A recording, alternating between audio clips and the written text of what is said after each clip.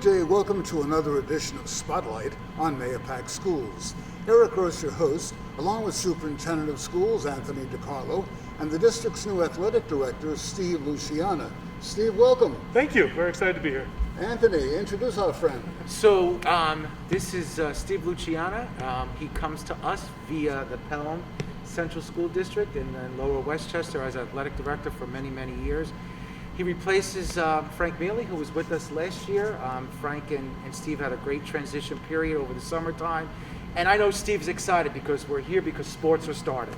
And that's what Steve is all about. He's so excited to be here at Mahopac and, you know, what Mahopac is about with sports, and I know he's, more than anybody, is excited now that we're going to be able to offer sports, and that's what we're going to talk about today. Steve, talk about indoctrination by fire.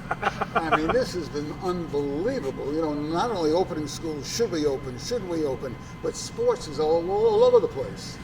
Yeah, it's a little crazy time. Not the ideal time to start a new job, but it's, Mahopac is where I want to be. I'm excited to be here, and I think we have a good plan in place to get sports up and running on Tuesday.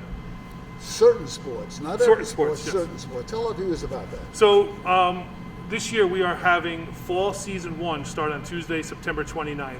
The sports included in Fall Season 1 are boys and girls soccer.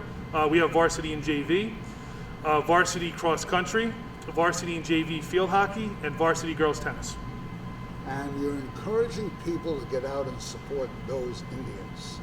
Absolutely. The good thing about, one of the positives about having Fall Season 1 and Fall Season 2, which will be in March, the athletes that usually play football or volleyball can now play in Fall Season 1. So if we have any football players or volleyball players or cheerleaders that are interested in cross country, soccer, field hockey, tennis, come on out. We want you all. So we're excited for that.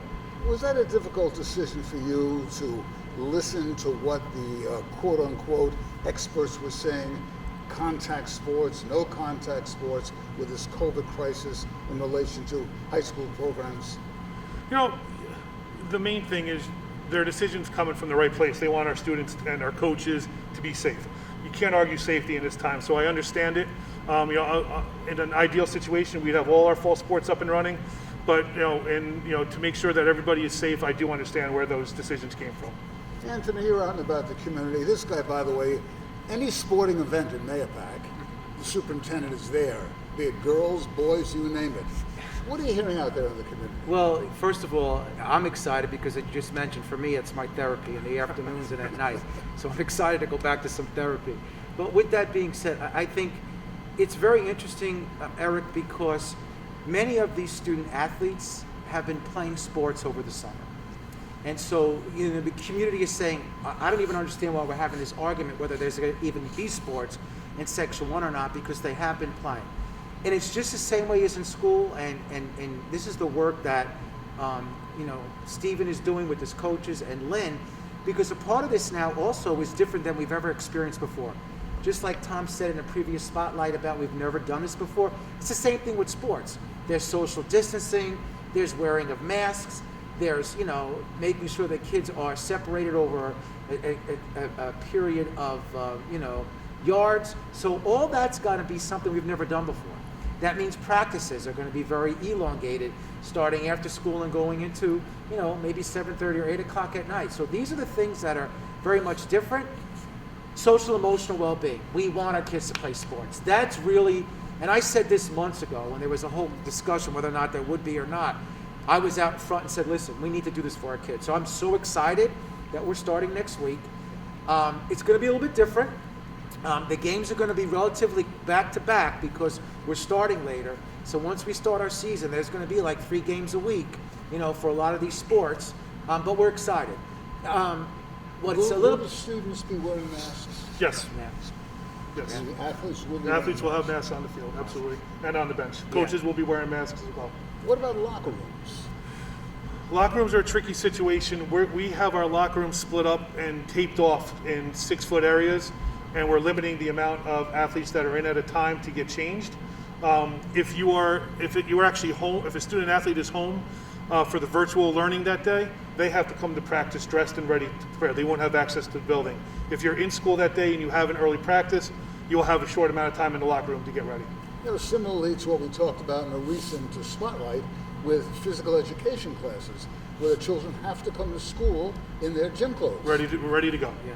Eric, this is important for the public to know. So as we're taping this, Section 1 is having an executive committee in which we will get more clarification on masks. We will get clarification on screenings. We'll get clarification on fans.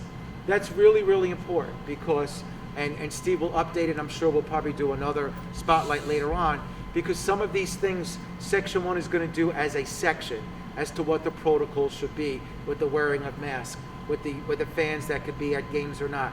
We're very fortunate that we have local live, so that anybody can watch any game that we have on the turf. And Steve's really working hard to get as many games as possible on the turf for all our teams, and that will be somewhat helpful. So people can, if they can't come to the games because there's a certain amount of individuals that could come, which will probably be that way, a very limited amount, at least they can watch it on local live.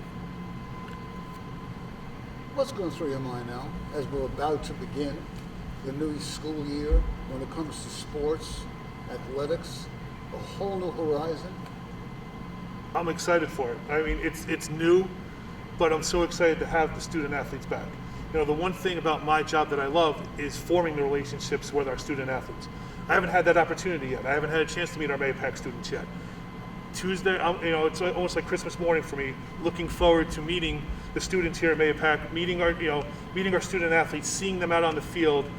That's why I became an athletic director. That's what I love to do. I love to be out there watching our student athletes, supporting them, and the fact that that's coming back, we've been waiting for March for this day. And So how it's are the coaches exciting. doing? The coaches are extremely excited. I mean, they've been ready to go since the summer. They've been preparing for our fall coaches have been preparing, all summer long to get their student athletes back on the field. They're ready. They're so ready. And Tuesday's going to be an exciting day for us. But what's really important, again, the same rules that apply in school apply to student athletes. If you are not feeling well and you have a temperature, and that's really difficult because we know student athletes, they want to push through and they want to be there. We don't need to take a whole team out, and that's what can happen. So if you are sick or you have a temperature and you're a student athlete, please make sure you stay home. Because if you come and you are sick, and then we all of a sudden have a spread, and we see it, happens on college teams, it's happening right now. Professional? Professional, that becomes a problem. I know it's difficult because you want to be out there and you want to be playing, but if you are not well, the worst thing you could do is try to come by and think you're going to sneak through and then, possibly, have an impact on the whole team and close it down. We don't have a lot of time to begin with, Eric.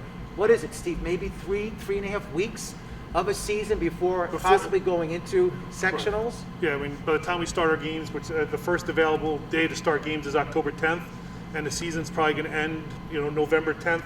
Before, if we have playoffs, they'll start then. So it is a condensed season, and we've been waiting a long time for this. So we need everybody to do their part to make sure this happens. So piggybacking on what Anthony said is, stay home if you're not feeling well.